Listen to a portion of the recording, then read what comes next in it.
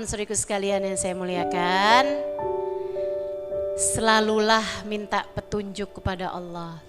Hidup ini emang benar. Wa man lam yaj'alillahu nuran fama lahu min nur. Siapa yang sama Allah enggak dikasih cahaya, maka dia tidak akan pernah mendapatkan cahaya. Ini saya mau cerita tentang kisah satu orang, muridnya Sayyidina Syekh Abu Bakar bin Salim. Enak kalau punya guru tuh teman-teman. Kalau punya guru tuh enak.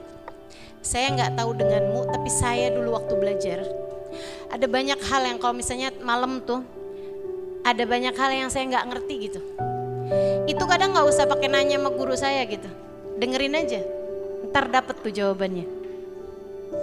Subhanallah. Kadang-kadang tuh memang begitu cara Allah Subhanahu wa taala terhadap orang kalau mau dikasih jawaban sama Allah tuh kayak gitu. Saya nggak tahu dengan kamu bagaimana, tapi orang yang selalu meminta cahaya kepada Allah, meminta jalan yang lurus kepada Allah, pasti akan selalu ditunjukkan jalan-jalannya. Wa man yahdillah fala mudhillalah. Siapa yang diberikan petunjuk dari Allah, maka tidak akan sesat jalannya. Makanya memang penting banget buat kamu minta terus petunjuk bimbingan dari Allah Subhanahu wa ta'ala. Saudaraku sekalian saya muliakan, kalau pagi itu sebelum keluar dari rumah, saya menyarankanmu untuk sholat 2 rakaat sholat istikharah. Sebagaimana kamu sholat duha, ini kayaknya kalau urusan sholat duha gak usah diajarin dah. Pada gak ditinggalin, urusannya rejeki. Selain kamu sholat duha, silahkan sholat juga 2 rakaat istikharah. Usolli sunnatal istikharah rakaatain lillahi ta'ala. Ustazah, saya gak mau istikharah kok, belum ada yang ngelamar saya. Ini bukan istikharah urusan jodoh, ini lain lagi. Jadi sekalian sholat istikharah umum setiap pagi nih kerjainnya. Diajarin oleh guru-guru kami, dan sholat istikharah ini diajarkan oleh baginda Nabi Muhammad kepada para sahabatnya, sampai para sahabatnya mengatakan allamanar rasul sholatal istikharah kama allamanas salah ayil mafruḍah. Nabi Muhammad mengajarkan kepada kami sholat istikharah, nekenin banget sampai kayak ngajarin kami sholat fardu gitu. Maksudnya nekenin banget nih Nabi perkara sholat istikharah ini. Habis selesai sholat kamu angkat tangan, ya Allah terima kasih atas hari baru yang engkau berikan kepadaku, tapi maafkan hambamu ini ya Allah, tidak mengerti cara menjalaninya dengan cara yang terbaik tanpa bimbinganmu.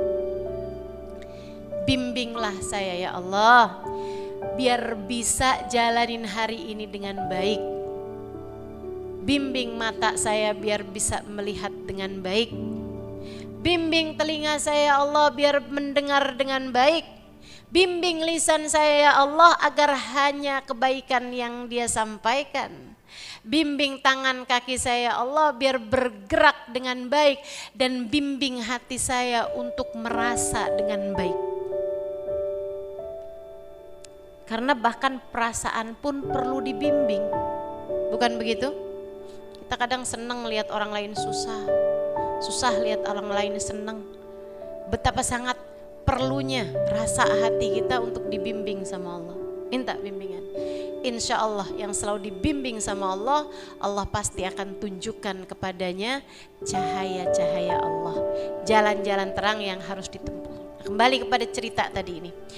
Ada dulu seorang ulama besar namanya Sayyidina Syekh Abu Bakar ibn Salim alaihi ridwanullah, seorang wali min awliyaillah, seorang ulama yang sangat luar biasa besarnya pada masa tersebut teman-teman. Tinggalnya di kota Inat, sekitar setengah jam dari tempat saya belajar dulu. Saya belajar dulu di kota Tarim, Hadramaut Yaman. Nah, itu sekitar setengah jam dari situ ada nama kota Inat. Di sana terdapat Sayyidina Syekh Abu Bakar bin Salim, ulama pada zaman tersebut, di waktu sekitar 700-an tahun yang silam. Ulama nih ya. Sedikit sekalian, ada satu muridnya dulu belajar bersama dengan Syekh Bakar bin Salim, tapi sekarang beliau sudah jadi ustadz di Mekah. Kayak saya dulunya belajar dari Sayyidil Habib Umar bin Hafid atau Hubabah gitu ya, Hubabah Ummu Salim. Nah sekarang kan saya udah jadi bolehlah ustazah di Jakarta, kan begitu ya. Walaupun saya belum jadi ulama, ustazah sih, tapi ulama belum, masih ubaru. Saudara sekalian, nah ini beliau ini udah jadi seorang ustadz mengajar di kota Mekah.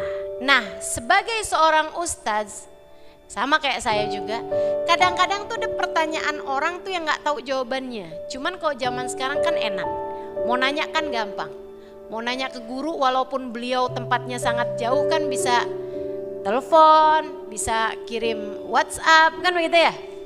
Zaman itu kan enggak gitu. Jadi beliau tulisin setiap ada pertanyaan yang beliau nggak tahu jawabannya atau bingung harus memilihkan jawabannya, beliau tulis sampai ada sekitar beberapa pertanyaan lah gitu yang agak cukup panjang. Satu hari beliau sedang ada masalah sama istrinya, ustadz ini nih di Mekah ini ada masalah sama istrinya, kayak udah pusing banget.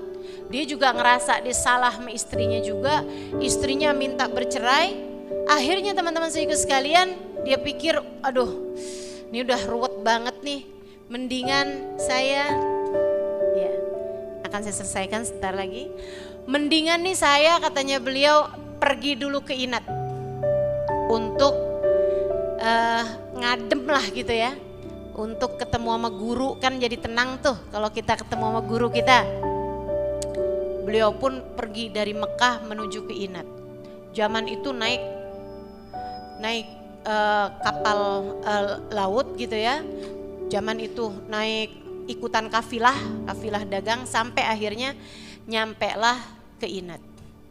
Jadi sekalian perlu waktu berhari-hari buat nyampe ke sana. Beliau mandi dulu ini apa rapi-rapi, barulah kemudian beliau datang ke rumah gurunya, Syekh Abu Bakar bin Salim. Duduk dia di tempatnya. Kemudian syekhnya datang. Apa kabar? Kata syekh. Gimana kabarmu di Mekah? Alhamdulillah syekh baik. Beliau kemudian langsung aja tuh duduk nemuin muridnya ini sambil bilang, oh iya, pertanyaan pertama yang kamu mau tanyakan saya adalah tentang urusan orang laki-laki yang ngomong begini-begini kepada istrinya, apakah jatuh talak atau tidak. Itu jawabannya begini. Kamu bisa lihat di kitab ini halaman sekian. Tanpa muridnya ngomong pertanyaannya, gurunya udah tahu pertanyaannya apa, lengkap jawabannya. Emang kelas-kelasnya guru yang begini nih udah. Ustazah masih ada gak sih orang kayak begitu? Masih. Lah kamu sih yang diliatin di media sosial apaan? Lama-lama matanya jadi terhijab untuk bisa berjumpa dengan orang-orang mulia. Kalau yang kamu lihat kebanyakan orang-orang yang naudzubillah min dzalik tidak dilihat Allah dengan pandangan kasih sayangnya. Kalau matanya bersih akan ketemu sama hamba-hamba yang kayak begitu teman-teman sekalian. Banyak, masih banyak. Jadi langsung dikasih tahu tuh jawabannya tuh sama gurunya tersebut. Lengkap pertanyaannya nomor sekian begini, yang kamu tulis pertanyaan nomor sekian begini, jawabannya begini, semuanya lengkap. Habis selesai pertanyaannya dijawab, jadi muridnya tinggal sibuk aja nyatetin jawabannya. Habis selesai dijawab semua pertanyaannya, muridnya nih baru mau ngomong gitu, doain saya, nih saya lagi ada masalah sama istri saya gitu. Gimana caranya, saya masih sayang sama dia, tapi dia sekarang minta pisah sama saya, minta pulang ke rumah orang tuanya, tapi saya gak mau pisah sama dia. Saya mau ngomong, belum, masih kata-kata di dalam hati teman-teman.